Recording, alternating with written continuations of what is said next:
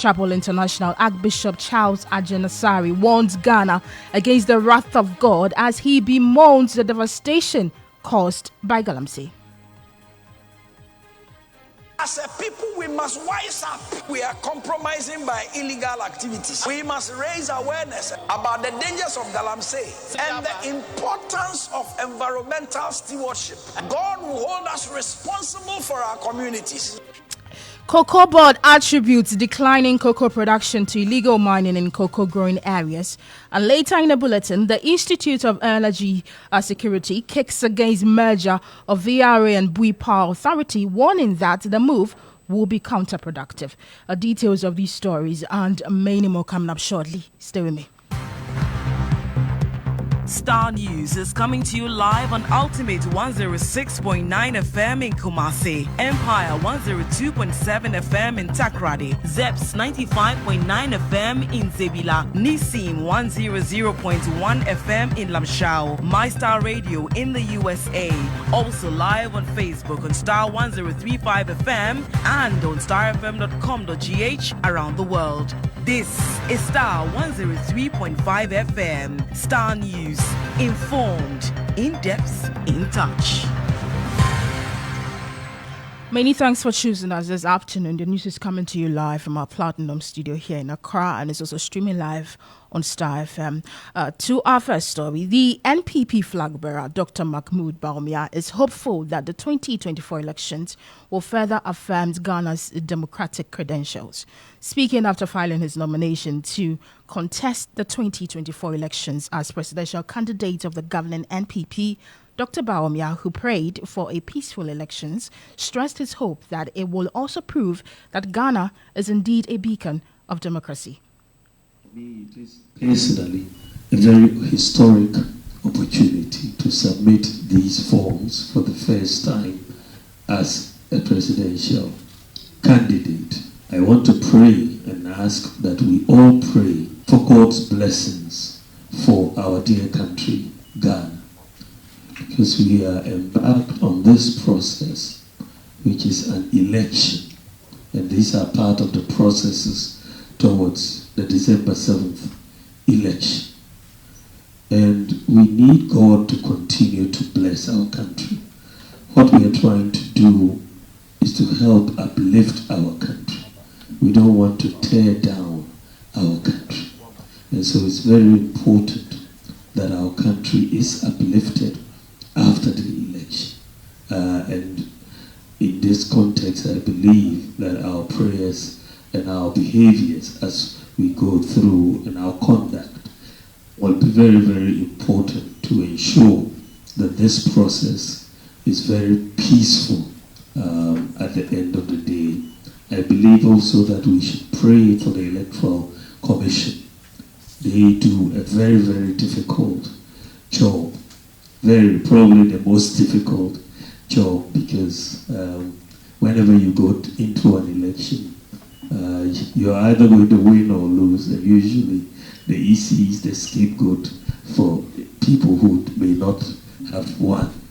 So we want to pray that the good Lord strengthens them, gives them the wisdom. Pray for the chairperson, the deputies, and the staff all the way through, the returning officers, presiding officers, all the staff who engage in this very difficult task. I believe the EC will live up to the task. Historically, I think Ghana is in a very enviable position as far as the conduct of elections are concerned. And I believe that Madam Chair and your team will live up to it. But let's pray and continue to pray for God's blessings for the EC. I also pray for God's blessings for the New Patriotic Party, myself and my team, so that we will emerge victorious in this election.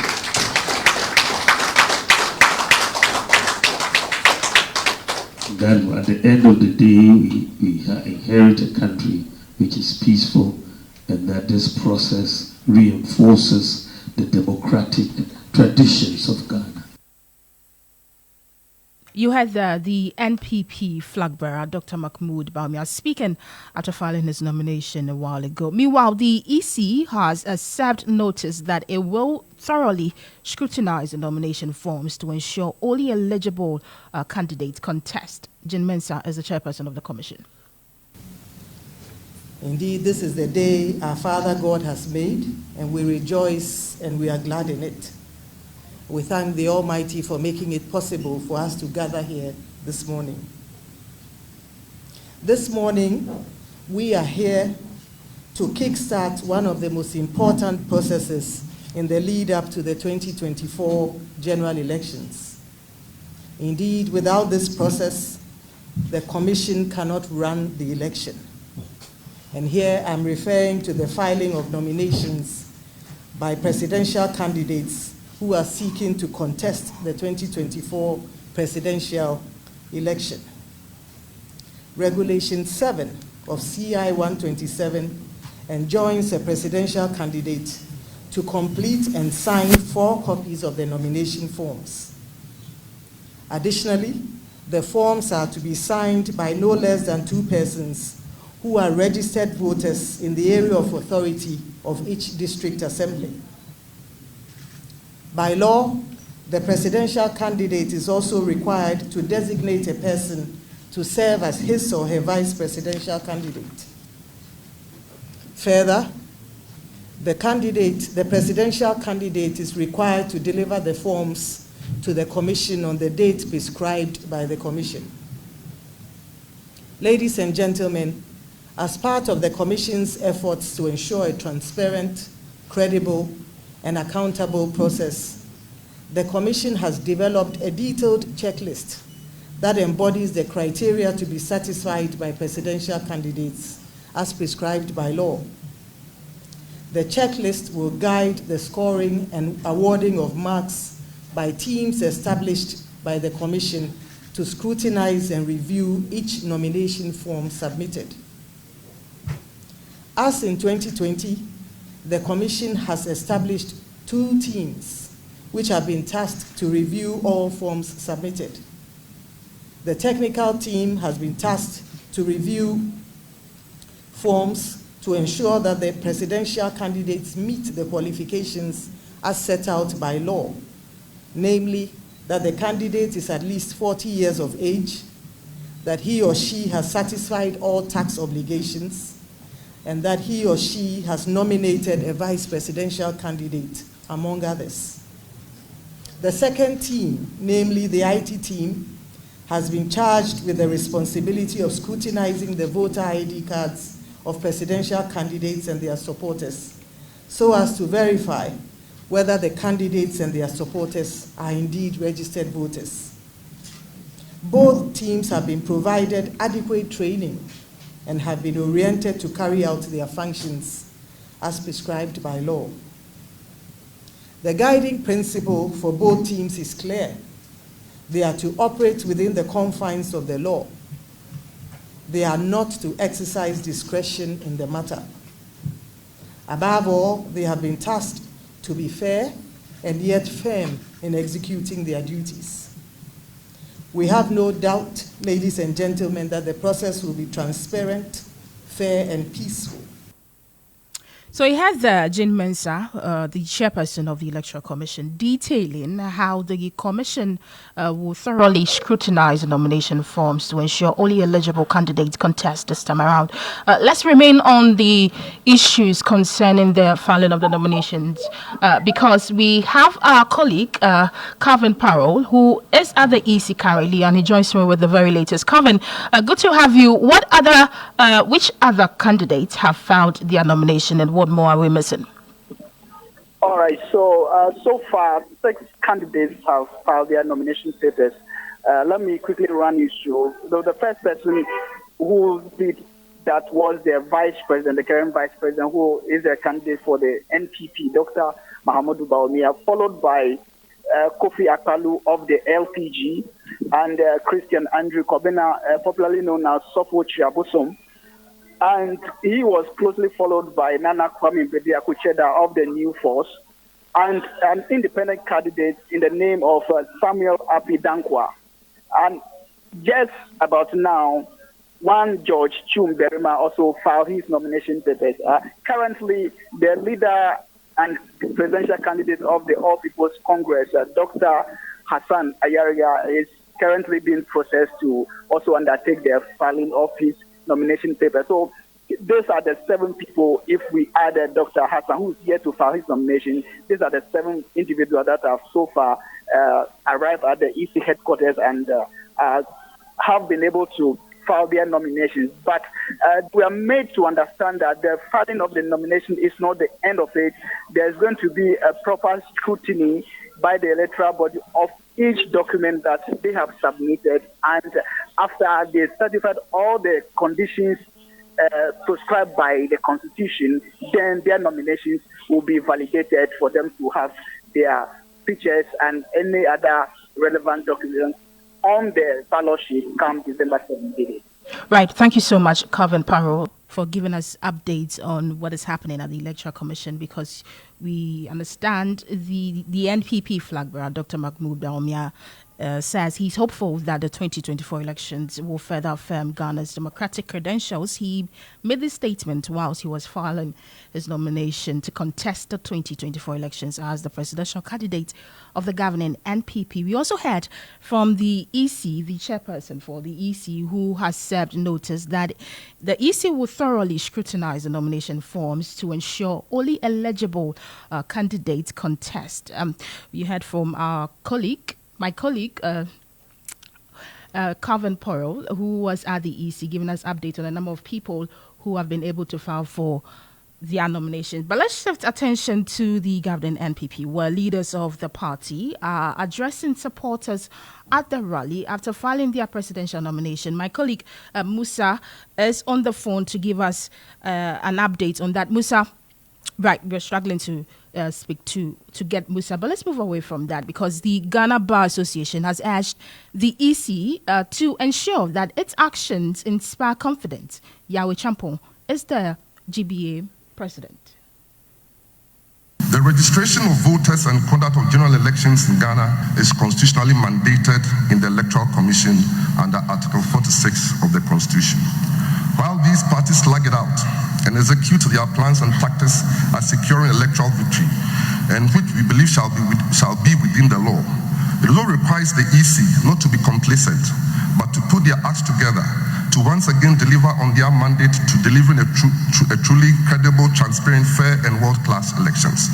That would mean that before, during and after the general elections, the actions and declaration by the Electoral Commission and its chairperson, head deputies and other commissioners should inspire confidence in the electoral process, leading to an outcome that would have credibility and wide acceptance.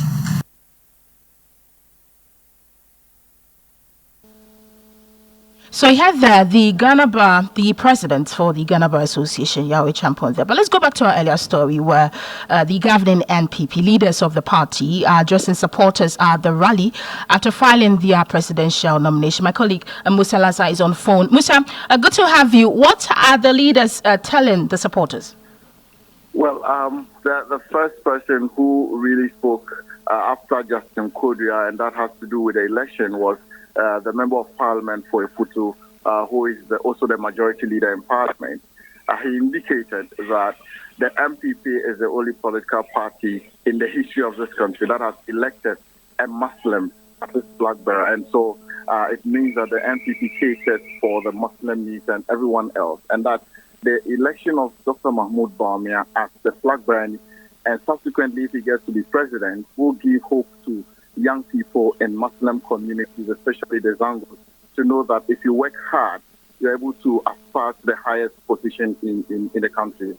The chairman of the party, Stephen Ntim, also mentioned that while he was campaigning for chairmanship, he requested for them to give him a flag bearer, and then he will give them the presidency. And now that they've given him Dr. Mahmoud Bawumia, he's going to make sure that the party wins the 2024 elections.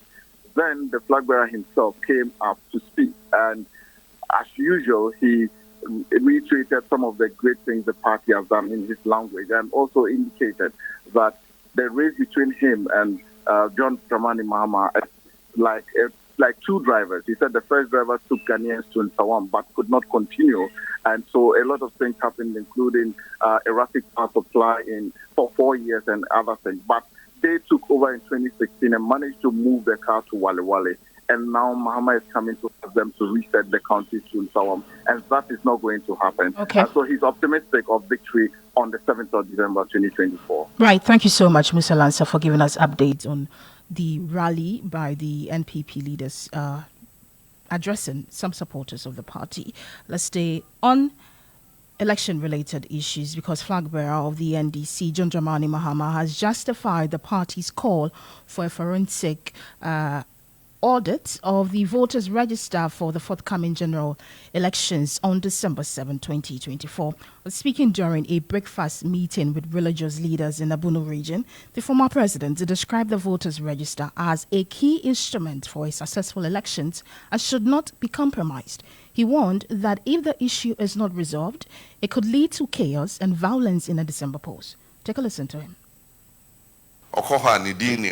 On that day, will be any time Obekwako Chinchin polling station say anything. Na eno ebetimi the basabasa yo aba. Enti NDC account wasema ebin mo say ye enkwada ye pesum dodo. Enso yesuma ye man se ne be ya basabasa yo emma. Enti enra omo ye IPAC meeting.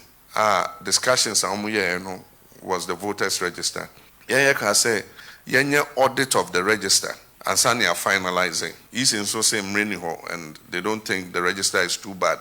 But Yenim say it can be perfect, but complaints no should be much less than Nyayehu. Enti Yene Omu Eguso Kasa. I think Oman Kasa Omso be clean as much as they can. Enti Yeso de ya documenting Nyayehu Nina near the Bekwa Komaomo. Senebeya they can clean it and make sure that we have a credible register. But aside from that also, yebepe say yebehu say buying ball on election day neutral. Yempe say yede niesiwa yawaso west wogon. Abain nkrofobia omo training omo omo sheda nye bambo for. And so edanu drew ha omo timi the uniform share omo to say ayawaso west wogon niesi ye no. Yebusa IGP say enye ni nipa and yet they were in police uniforms. So he had the flag bearer of the NDC, John Dramani Mahama, there. Away from election-related stories, let's hop on to Galamsey because police have arrested 4 men following confrontation with the youth of Achim Esom in the Kwabibrim, a municipality of the eastern region, on Sunday. The group stormed 5 Galamsey sites in a daring move to stop their illegal mining activities. According to the youth, repeated warnings to the illegal miners to halt their activities have been ignored. They claim the mining operations have caused destruction to their lands and water resources, which threatens their livelihood. We are trying to speak to Eastern Regional Correspondent Kojo to bring us up to speed on this particular matter. But we understand that Concerned Farmers Association of Ghana says they have initiated processes to pressure Parliament to proceed with a vote of no confidence in President Akufo-Addo. This follows the elapsion of its 48-hour ultimatum demanding government declare a state of emergency over the adverse effect, of illegal mining activities. The concerned farmers have been victims of illegal mining activities which have threatened their livelihood through contamination of their irrigation sources as well as direct damage to their lands. Speaking on GH1 TV, the president of the association, Nana Obuedi Boatin, said the association is taking action beginning with scoring for signatures to submit to Parliament over a vote of no confidence against President Akufo-Addo. Take a listen to him. We are moving to the various regions, and then also where the Galamsey has been affected, we are mobilizing the youth around there. The paper will be ready in, and then we'll bring it out for the young people and then the citizens of Ghana just to sign because one, looking at what is happening, it seems those securities that they are supposed to protect lives and property and at the same time to protect the citizens of this country have left out. I mean, they've just left everything for anybody at all just to do what they are supposed to do. A vote of no confidence is what we are coming out just to do. And when we finish with that, we'll just send a petition to Parliament. We don't do that, and then we continue to stay back and then watch all these things been happening. Then it means the country, one day will be there, then they'll be telling us that the country has been sold. Because looking at what is happening, there's no civilized country in this world that they will destroy their forests as they are doing. It is only in Ghana. And why is it so? And I'm so surprised that the president says something. I'll put my presidency online. And what is happening? Is Nana Akufo-Addo in Ghana or is out of this country? Let's also hear from executive member of the Ghana Institute of Foresters, who has also been reacting to this particular matter. Occurring on water bodies and in reserves at the scale we are seeing now, it's very troubling. But I like to be optimistic. You see, nature is beautiful. It has a way of healing itself if we give it enough time. So I wouldn't say that the situation cannot... All we need is to stop the destruction now, and given enough time, nature has a way of healing itself. But the government has passed a law which allows companies to mine in these kinds of reserves. And it's happening even as we speak. Draw River is a case that is happening right before our eyes. This is a GSBA where even timber extraction is not allowed, but the government is allowing mining. So in light of this, how then do we marry that with government's renewed fight? Because we've heard from the Minister of Lands and Natural Resources. He says we are declaring a second world war on illegal mining, for which reason he's gathering all regional ministers for a meeting. Is that the way to go? In a situation like this, we need multifaceted effort. I mean, a meeting of regional ministers may be good, but to be honest, I don't think it's enough. Because we've had these kinds of engagements. The sector Minister of Lands and Natural Resources had regional meetings, and I believe lots of money were spent on these kinds of meetings, but nothing happened. What I think really works, and this happened in 2021, when the government announced a ban on all forms of mining in reserves. This time around, we can include water bodies. So what we need is that statement coming from government announcing a ban on all legal or illegal. But we need to step back and then look at mining in totality and see how we go forward. So he had Dr. Paul Osei-Tutu. He's the senior lecturer at the Faculty of Renewable Natural Resources at KNUST and also executive member of the Ghana Institute for Foresters. But it's time for social media, and Nanama is in the studio with what you've been saying on this particular matter. Nanama. Thank you, Dede. Well, Galamsey has been a fight that has been going on for some time now with no tangible results. So we asked, what drastic measures do you think should be put in place to fight the menace of illegal mining? When we go to Instagram, Herbert says simply death sentence to anyone involved. When we move over to X, Miracle says shoot to kill. When Nana also adds, where the thing reached, dear, unless state of emergency is declared, something that the political leaders themselves are heavily involved. Kwame Boadu says that we should jail the minister in charge of that sector. When we move over to Facebook, we have Theodore who asks, have they really been fighting it? Then Abra says anyone caught should receive a prison sentence. A law against Galamsey should be punishable by a prison sentence. A lawless country can never prosper. We also have Uredu. The only drastic way of solving this is by demoting the chiefs off their thrones in any community that a Galamsey site is found. And our last comment on Facebook, Chris says the drastic measure is political will, and that is all. My name is Nanama Akwadede. Back over to you. All right, thank you so much, Nanama, for giving us social media comments. But it's time for sports, and Jones Aji is in the studio with Watson's Sports. All right, so the Black Stars are in action. And the Black Stars will be looking to get all 3 points today when they come up against Niger in their second Group F AFCON qualifier after a disappointing showing in their first game against Angola. The team had their first training session some hours ago and are without defender Jerome Opoku and then attacker Joseph Pinsto. Coach Otuado says Opoku is injured and Pinsto is absent because of visa issues. Except Jerome, I think he had serious back problems. I think his body couldn't adapt with the ground, the training ground in Kumasi. It was very difficult for him. So he had problems, this is for sure. And like I said, the boys are ready. They're hungry for tomorrow, and they want to show everyone that they're still there. And tomorrow's a big chance for us to show it. Right, the game is at 3 p.m. It will be played at the Stade Municipal de Bekan. Meanwhile, former Black Stars coach James Kwesi appears Sudan, who are in Group F, or with Ghana will face Angola today at 7 p.m. That'll be all for sports. My name is Jones Aji. Thank you, Jones, for giving us sports. Before we go, woes in the country's cocoa sector deepens as management of Ghana Cocoa Board has attributed decline in cocoa production to the illegal mining activities in cocoa growing areas. Many players in the sector have raised concerns about the decline in production as they are calling for urgent intervention. According to Cocoa Board, they have written to Minister for Defense for military intervention. That's the Chief Executive of the Cocoa Board, Joseph Boyne Edu, speaking to the media earlier. We've written to the Minister in charge of Defense, requesting military intervention. The police and the other security force, you've seen a number of arrests being made, including even cocoa being, transported in tankers. Can you believe this? Cocoa in tankers and all that. So we've, gone to have a meeting with the military, and they've agreed to come in. And we've written formally to the Minister of Defense through our sector minister for the military to come in. And Cocoa Board is going to support that program. That's the anti-cocoa smuggling.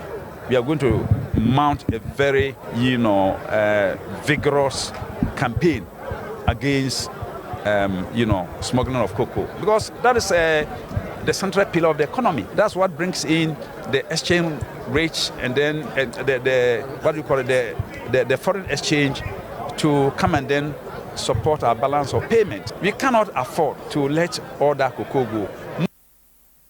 So you had that the Chief Executive of the Ghana Cocoa Board, Joseph Boyne Edu, speaking to some cocoa farmers in Kumasi earlier. Before we go, the Institute of Energy Security, IES, has pledged its support for the Volta River Authority staff members' opposition to the proposed energy sector bill, which seeks to merge the VRA and Bui Power, the Electricity Company of Ghana, and Northern Electricity Distribution Company.